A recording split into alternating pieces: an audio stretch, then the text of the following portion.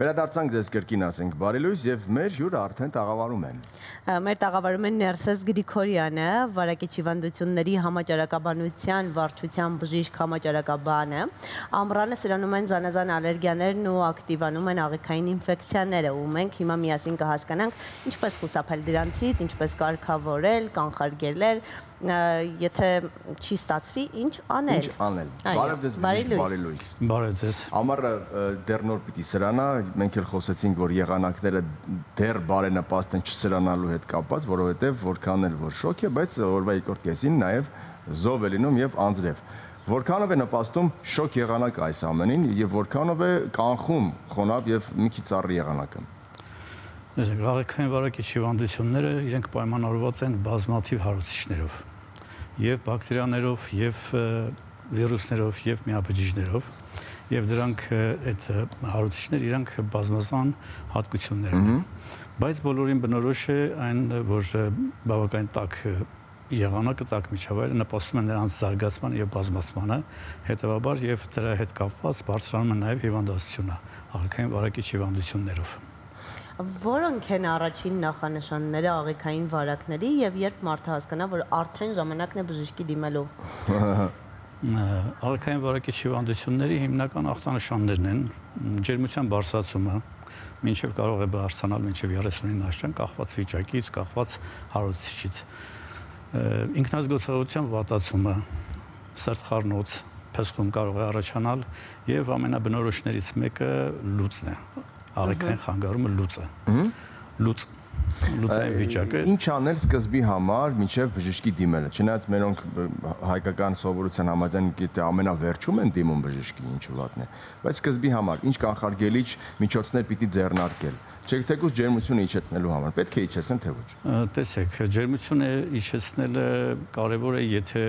շատ է բարձրացել եւ երեխաների համար է դա կարևոր, որը կարող է ջերմությունը կարող է ինքը վտանգավոր դառնալ օրգանիզմի համար, բայց ջերմության բարձրացումը դա օրգանիզմի պատասխան ռեակցիան է, ասենք հարուցիչի առկայության, բորբոքային երևույթների վարակի առաջացմանը, եւ այդ ջերմությունը ինքը բացի ազդանշան լինելուց նաեւ որոշակի չափով նաեւ պայքարում է հարուցիչների դեմ օրգանիզմում։ Սակայն եթե շատ բարձրացավ, այո, պետք է իջեցնել ջերմությունը։ Մենք որպես կանոն միշտ խորհուրդ ենք տալիս, որ ինքնաբուժման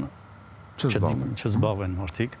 եթե կան այս ախտանշանները, որոնք որ նշեցինք, անպայման դիմեն բժշկի, որպեսզի ստանալ համապատասխան որակյալ մասնագիտական օգնություն։ Տեսեք, ինքնաբուժման վտանգը կայանում է նրանում, որ եթե օգտագործեն հակաբիոտիկներ, ոչ ճիշտ ձևով, ոչ ճիշտ չափով, եւ այդ հակաբիոտիկները չօգնեն, կարող են նաեւ վնաս տան, առաջացնում են հարուցիչների դեղակայուն ձևեր օրգանիզմում եւ դրանք հետագայում տարածում են, որոնց բուժելը դժվար է լինում։ Ինչպես նաեւ ոչ լիարժեք բուժումը կարող է առաջացնել խրոնիկ վիճակ, հիվանդության խրոնիկ ընթացք, որը արդեն նույնպես դժվար է բուժվում։ Պարոն Գրիգորյան, ինչ ծագման, ինչ բնույթի վարակներ են լինում։ Ինչպես ասեցի, աղիքային վարակիչ հիվանդությունների պատճառն են եւ բակտերիաներ են, եւ վիրուսներ, եւ միաբջիջ կենդանիներ, նախակենդանիներ։ Բակտերիաներից հիմնականում Հայաստանում արձանագրվում են սալմոնելաները, շիգելաները, կամպիլոբակտերը, երսենյան, էշերիխա, այսինքն աղիքային ցուպիկի ախտածին տարբերակը հիմնականում դրանք են։ Իհարկե կան այլ բազմաթիվ հարուցիչներ, որոնք որ այդքան եւ նշանակությունով եւ իրանց հայտնաբերման տոկոսով բարձր չեն։ Իսկ նախանշանները նույնն են։ Նախանշանները որոշակի ընդհանուր բոլոր աղիքային վարակիչ հիվանդությունների համար ինչ որ նշեցի դրանք են, բայց կախված հարուցիչից կարող է նաեւ տարբերել լինել։ Մի դեպքում, ասենք, եթե վիրուսներով պայմանավորված լինի, կարող է նաեւ մկանացավեր ունենալ, որովայնային ցավեր ունենալ, որոշ հարուցիչների դեպքում արյունային լուծ է լինում,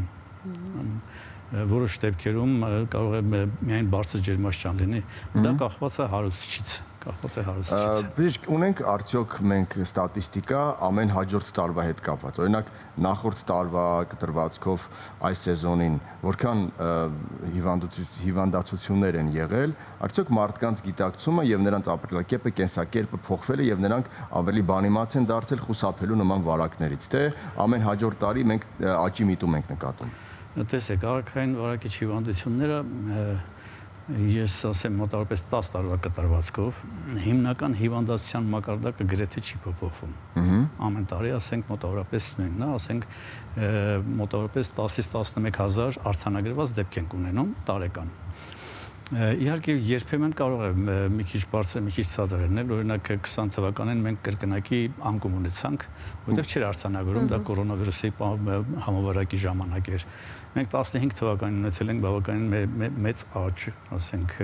որը կապված է եղել այդ տարի շատ աննախադեպ շոկ էր։ Հիմնականում ասենք կապված էր դրա հետ, բայց հիմնականում մակարդակը մնում է նույնը։ Կարող է հարուցիչների արձանագրման տարբերություն լինի։ Ներկայումս հիմնականում ավելի շատ արձանագրում են սալմոնելոզները բակտերիաներից, սալմոնելոզները, կամպիլոբակտերիոզը հիմնական աճը դրանց հետ է կապված եւ վիրուսները։ Սակայն ինչպես ասացի, մոտավորապես հիվանդացության մակարդակը նույնն է, մոտավորապես անցած տարվա ասենք 4 ամիսների կտրվածքով ունենք աճ մոտ 1.1 անգամ, այսինքն 10%-ի չափով, որը իհարկե կարող է հնարավոր է որևէ բան հետ կապված չլինի, բայց հնարավոր է նաև կապված լինի այդ, որտեղ ապրիլը մեր տաք, բավականին տաք էր։ Եվ հիմա տեսեք բանջարեղենի պտուղների, հատապտուղների ակտիվ շրջանն է, հասունացման նոր բանջարեղենի, եւ դրանք էլ կարող են նպաստել, որ աղքային վարակիչ հիվանդությունների, ասենք, այսինքն դա գալիս է թեր լվացումից,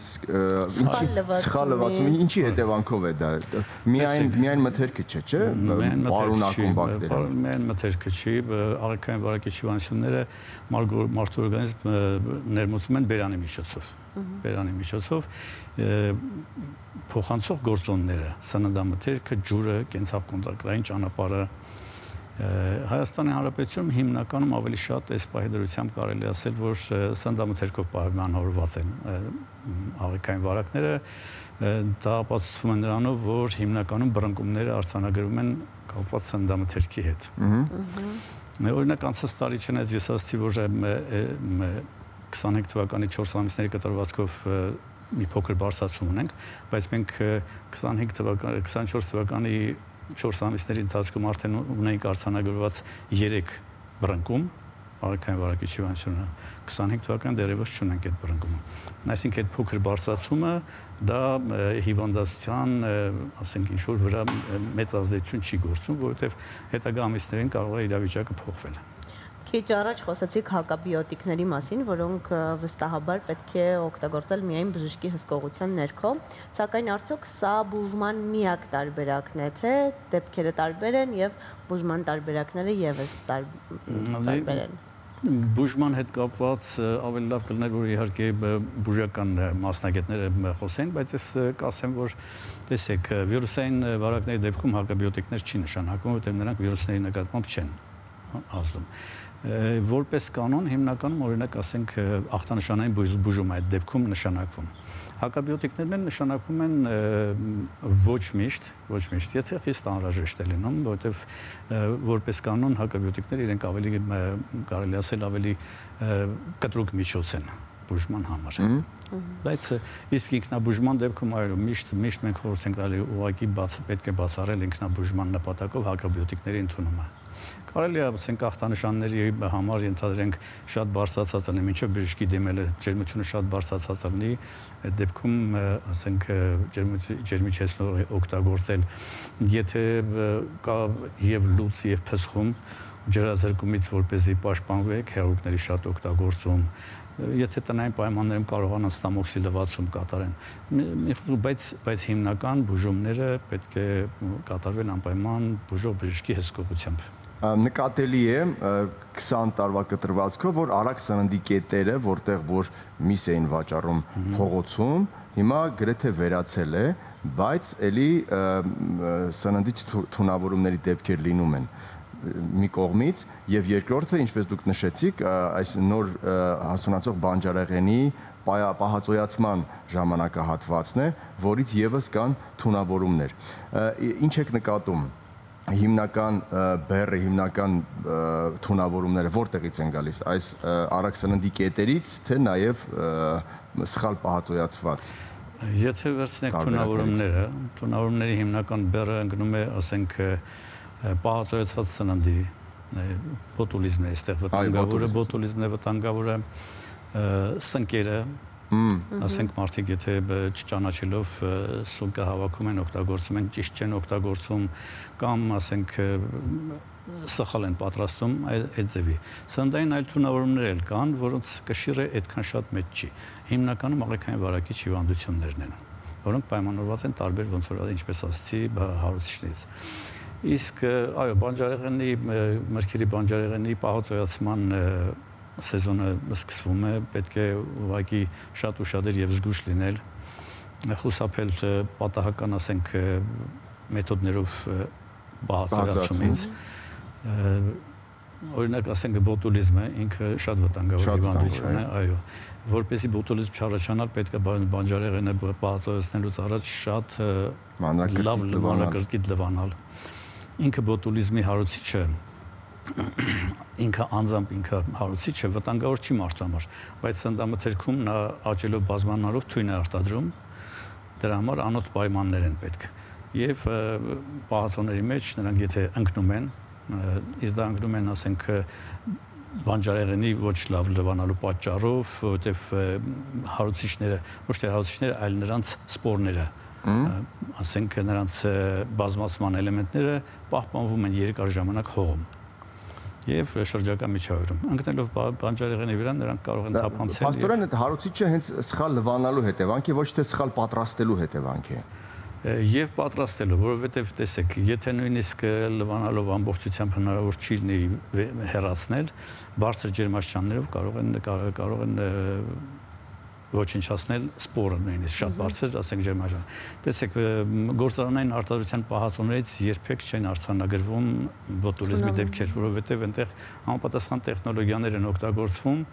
որի դեպքում հարուցիչների սպորները եւ հարուցիչները ոչնչանում են եւ վտանգը վերանում է։ Քանի դեռ այս թեմայի մեջ ենք, բժիշկ, նաեւ հիմա ձմերուկներ են կամած սկսում շատանալ։ Ճիշտ է, արդյոք հիմա արդեն, քանի որ մենք մեր մանկության ժամանակ գիտենք, որ հուլիսից հետո նոր ձմերուկը հասնում էր, նոր ձմերուկ էին գտում։ Հիմա մինչև մայիս արդեն ձմերուկներ կային։ Արդյոք վտանգավոր չէ այս սեզոնում ձմերուկ օգտագործել։ Տեսեք, ձմերուկի վտանգը համաճարակաբանության տեսակետից էլի նորից նրա աղտոտվածությունն է։ Հիմա սեզոնի հետ կապված այդ ձմերուկները, որ հիմա վաճառում են, դա մեր տեղականը չեն։ Ես կարծում եմ, որ մեր տեղականը չեն, մեր հասունանում է հունիսի երկրորդ կեսից։ Դա չի վտանգ, այլ վտանգը այն է, որ ասենք մարդիկ նախ վաճառողները իրենք ճիշտ չեն վարվում, երբ որ փողոցում պատահական տեղերում այդ ձմերուկները լցրած են, հետո գնորդի պահանջով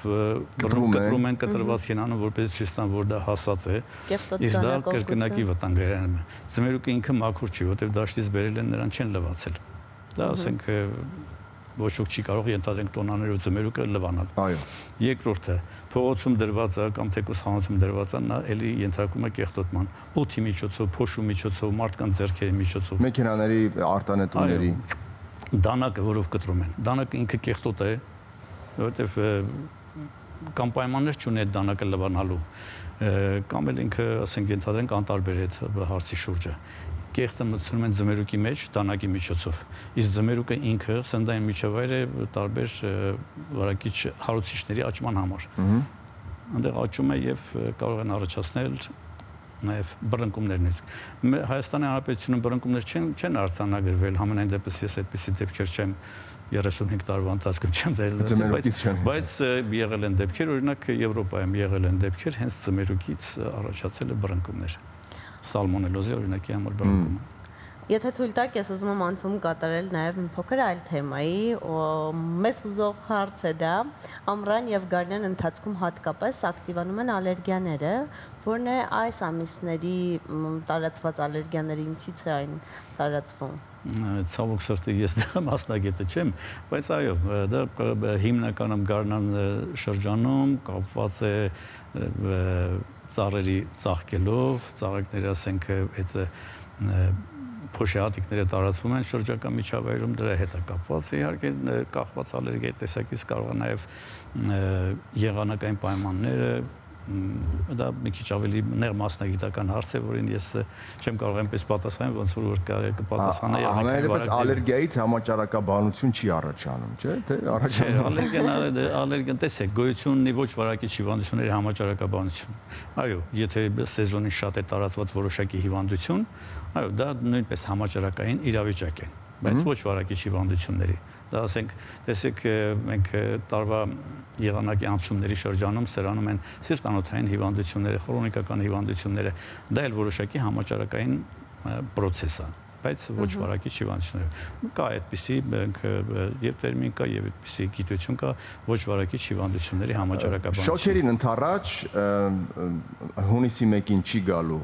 անձրև, լավ եղանակ է լինելու, շատ-շատերը լինելու են դրսում, ինչ պրակտիկ խորհուրդներ կտաք ծնողներին, որպեսզի երեխաներին փորձեն գոնե այդ հունիսի 1-ին պաշտպանել գոնե աղիքային ինֆեկցիաներից։ Տեսեք, խորհուրդները եթե կարելի է ընդհանուր տամ եւ կանդրադառնանք իհարկե եւ շոկերին եւ երեխաներին եւ ասենք այդ բնութագրքում խնջույքներին։ Ինչ է պետք որպեսզի աղիքային վարակիչ հիվանդություններից խուսափենք։ Առաջին հերթին անձնական հիգիենան, ձեռքերի լվացում։ Տուն վերադառնալուց, որտեվ տրանսպորտը, շրջակա միջավայրը, այդ բոլորը իրենք կարող են վարակը փոխանցել ձեր ձեռքերին։ Տուն վերադառնալուց, սանհանգույցից օգտվելուց հետո, սնվելուց առաջ պարտադիր, սնունդ պատրաստելուց առաջ, տանը որևէ գործ անելուց հետո, դրանք պարտադիր պետք է օճառով ձեռքերը լվանալ, որտեղ օճառը ինքը հեռացնում է կեղտը։ Մանրիասպան հատկություն։ Չէ, մանրիասպան օճառի նպատակը մանրիասպան մանրիազերծումի այլ կեղտոտված մասը հեռացնելն է, մեխանիկորեն, քիմիական ճանապարհով հեռացնելն է։ Տեսեք, շատ կարևոր է սննդամթերքի հիգիենիկ կանոնների պահպանումը, այսինքն սննդամթերքի պահպանման, պատրաստման, տեղափոխման կանոնները։ Պետք է սննդամթերքը օրինակ շուտ փչացող սննդամթերքը պարտադիր պետք է պահել սառը պայմաններում, ցանկալի սառնարանում, ասենք սառցարանում, որը որ ինչ պահանջներ ունի։ Սառնարանում նույնպես պահպանելու որոշակի կանոններ կան։ Երբ սննդամթերքը պետք է լինի ավելի բարձր հատվածներում հումը ցածր, որովհետև հումի, եթե ասենք դրանք փաթեթավորված չեն, ծածկված չեն, ապա այդ հում սննդամթերքի վրայից հարուցիչները կարող են ընկնել, ասենք, եփած սննդամթերքը առանց ջերմային մշակման օգտագործելուց կարող է այդպիսի նաև այդ ձևով կարող է մարդը հիվանդանալ։ Սննդամթերքը պատրաստելուց լավ եփել, բարձր ջերմաստիճանը լավագույն միջոցն է հարուցիչների վերացման համար։ Բարձր ջերմաստիճան եւ որոշակի, ասենք, ժամանակահատված։ Հարուցիչների իմ թվարկած հարուցիչների բոլոր հարուցիչները զգայուն են բարձր ջերմաստիճանի նկատմամբ։ Եռացնել եւ ոչ թե կարճ ժամանակահատվածում, այլ երկար ժամանակահատվածում։ Փողոցային առևտուրը վտանգ է ներկայացնում փողոցային առևտուրը, հատկապես այն սննդամթերքը, որը շուտ փչացող է, փողոցներում շատ ավելի սնկեր, ձկնատեսակներ, ելակներ, մսեղեն, ենթադրենք հրուշակեղեն, հատկապես կրեմային հրուշակեղեն,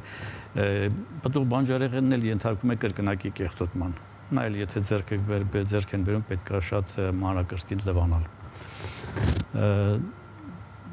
Հաջորդը ջուրը, խմելու ջուրը, լողանալու ջուրը, տան օգտագործվող այլ ջուրը։ Տեսեք, մեր ջրամատակարարման համակարգը բավական լավ վիճակում է եւ մեր ծորակներից անվտանգ ջուր է հոսում որպես կանոն հիմնականում։ Բայց եթե մարդիկ նկատում են, որ ջրում կա գույն, համ, հոտ, պղտորություն, կախված մասնիկներ նկատում են, չպետք է դա օգտագործել գոնե խմելու համար կամ եռացնել նոր օգտագործել։ Եթե վտանգը կա, շշալցված ջուր հատկապես երեխաների համար։ Պատահական ջրամբարներում չի կարելի լողանալ այս սեզոնին, որովհետև ջրամբարներում աճում են նույն հարուցիչները եւ նրանք նույնպես կարող են վարակը տարածել։ Երեխաների պահով, տեսեք, երբ որ մարդիկ այս սեզոնին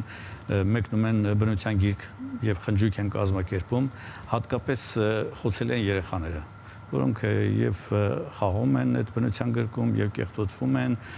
եւ պատահական սնունդ են օգտագործում եւ իրանք որպես կանոն երեխաները ավելի անկալ են աղիքային վարակիչ հիվանդությունների նկատմամբ։ Պետք է լավ կլինի, որ խնջույքի ժամանակ օգտագործվեն այնպիսի մթերք, որը հեշտ է լվացվում, որը հեշտ է ջերմային մշակման ենթարկվում։ Եթե խորոված են անում, ուրեմն անպայման այդ խորովածը լավ եփվի, լավ, ասենք, խորովվի։ Խորհուրդ է տրվում, որ ասենք այն հատապտուղները, որոնք որ դժվար է լվանալը, ելակ, ասենք այլ նման հատապտուղներ, հա, մորինա, մոշնա եւ նույնիսկ փափուկ պտուղները, գիլաս, բալ եւ այլն ցանկալի է որ չտանելի ակամ նախորոք լվանան նոր տանեն ինչ որ տարվում է ճիշտ կլինի որ տանեն լվացած ձևով տեսեք մենք սիրում ենք բնության գրկում ջրի կողք նստել եւ այդ ջուրը խմել բայց այդ ջուրը ինքը իրենից վտանգ է ներկայացնում եթե նույնիսկ ընդերքում ջուրը մաքուր է նա դուրս է գալիս արտաքին աշխարհ եւ կեղտոտվում է իսկ բնության մեջ շրջակա միջավայրում ամենտեղ կան հարուցիչներ որոնք որ կարող են առաջացնել Համատարած են ամենուր են հարուցիչները, մանավանդ դրանք ակտիվանում են, ինչպես իմացաք, երբ շոքերն են ընկնում, կարելի է մի քիչ մխիթարվել, որ դեռ այդքան էլ շոկ չէ, բայց չպետք է ամբողջությամբ հանգիստ լինել, որովհետև անձնական հիգիենան պահպանելը սա կարևոր նախապայմաններից է չհիվանդանալ աղեստամոքսային տարբեր հիվանդություններով։ Շնորհակալություն զրույցի համար։ Ես հիշեցնեմ, որ մեր հյուրն է վարակիչ հիվանդությունների համաճարակաբանության վարչության բժիշկ համաճարակաբան Ներսես Գրիգորյանը։